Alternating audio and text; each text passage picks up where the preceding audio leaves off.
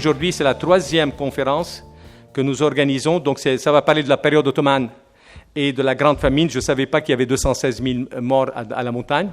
Le message que nous envoyons est un message de devoir vivre ensemble, tous les Libanais, la main dans la main, qu'on puisse vivre ensemble et qu'on puisse chérir ce pays-là qui a tellement besoin de nous, tellement besoin de la diaspora, tellement besoin de tous ses enfants.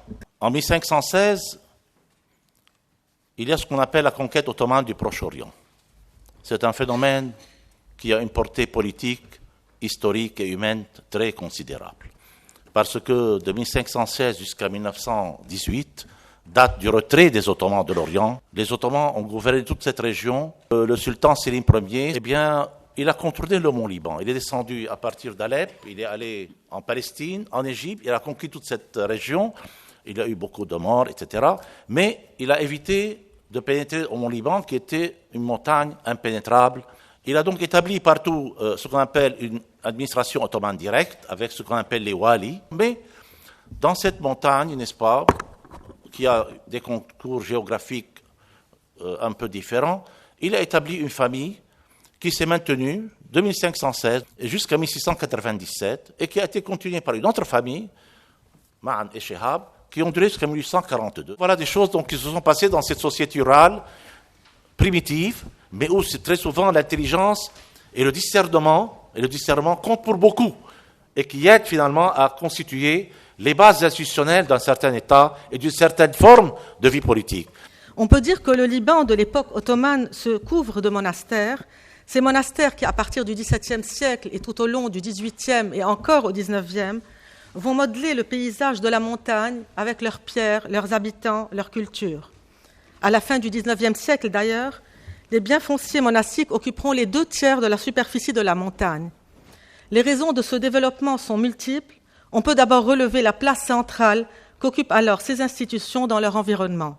Ces monastères ne sont pas des mondes clos, mais des lieux ouverts sur la société civile.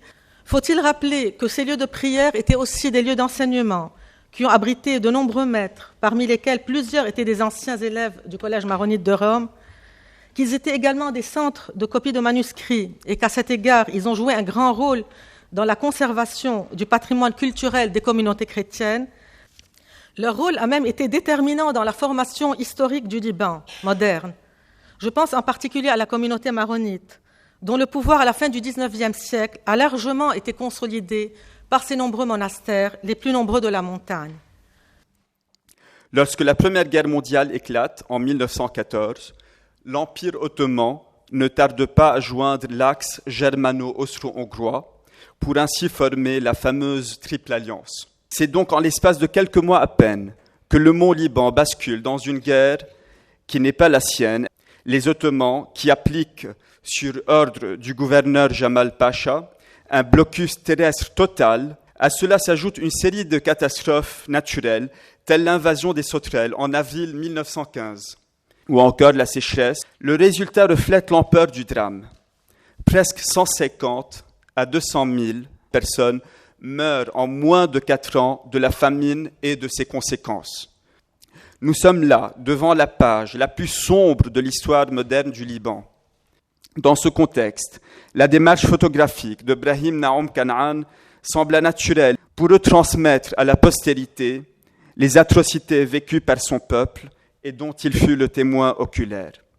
N'oubliez donc jamais, chers amis français, que le cèdre qui trône chez vous dans le parc de Versailles a pris racine sur les montagnes rocheuses et enneigées du Liban.